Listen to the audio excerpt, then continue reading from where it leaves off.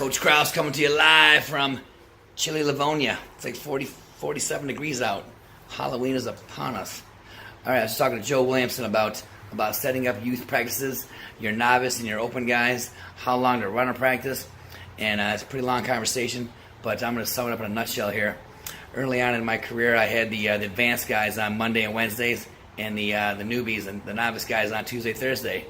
But after a couple of years, I figured out that sometimes these little guys wrestle on Sunday, and their parents think they're pro athletes, and they need a day off. So my open guys were missing Monday practice. So I couldn't have that, so I switched that about a third year to Tuesday, Thursday is the open or advanced guys, and Monday, Wednesday are the beginners.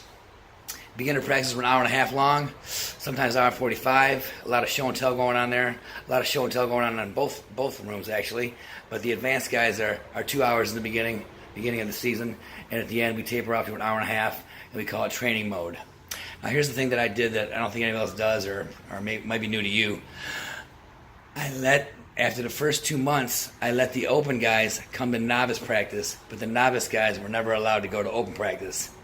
Thus, the new guys were a little shocked when in come the killers, and I told these guys, they're not going to be jerks to these new guys, but here we go. So these new guys got better faster because after the first 2 months, they knew enough to be dangerous, and when the veterans came in, it was game on. It works. Don't let the new guys go to the old practices, but the old veterans can come to the new ones after 2 months. Now, as far as the practice goes, when I first started coaching Team Shamrock, I was kind of against games. I thought that, I just wasn't a game player. But I found out pretty quick that, these are kids and they got to play games. So I'll throw in a sharks and minnows once in a while or a shoot tag or whatnot. But for the most part, I run a pretty hardcore practice. It's pretty it's structured, and it's like a high school practice. It's like an advanced high school practice. As far as the open guys go, the advanced guys, when I got there at 6:15ish, practice starts at 6:30. They're already playing dodgeball. They're already running around.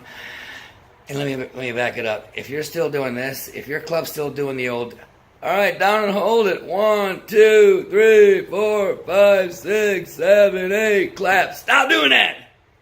That went out with the hula hoop. Have them start drilling. Teach them to drill. No one stands up. Hit your takedown. Do a knee slide stand up. Another guy goes, takedown, knee slide stand up. Drill, drill, drill. It was like poetry in motion. 7th or 8th year at Team Shamrock when I said, all right, start drilling. At 6:30, you start drilling. And all the kids started drilling. I was like, this is beautiful. Teach them to drill. And when you do have a couple kids that can drill really well, say stop the whole room and go, watch these guys right here. And have them drill hard. If you have no youth wrestlers that can drill, find a couple high school studs, a couple college studs, bring them in, say, watch these guys drill. So I'm telling you right now, kids can imitate more than you know.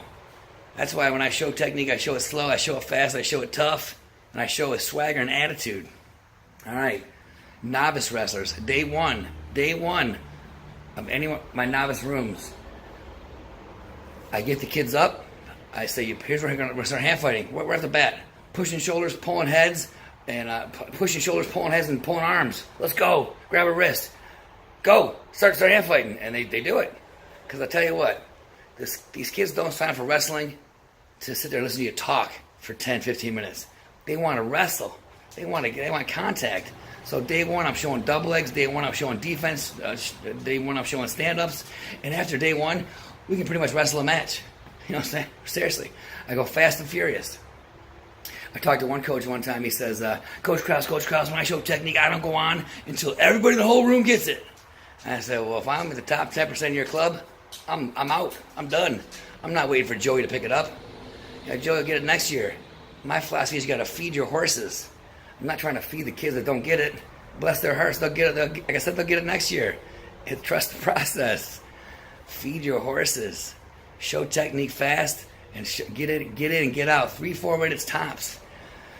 I'm one of the only guys too that I know that I have kids. Who can show me what I did? Who can show me what I just did? Who can show me this? Oh, I got it. Let's see what you got. All right, give them one big clap. Take a seat. Let the kids who want to be shiny. Let them show off a little bit.